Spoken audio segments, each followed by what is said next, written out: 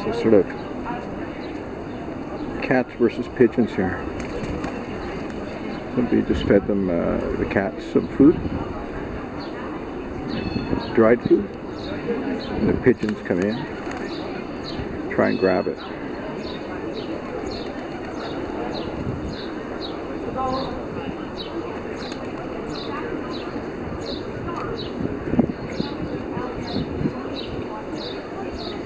They get along pretty well. These cats are well fed here in Athens.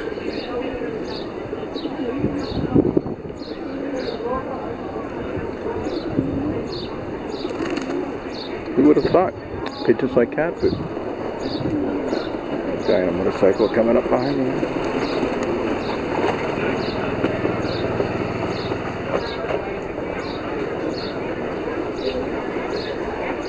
Anyhow, there's your cat moment.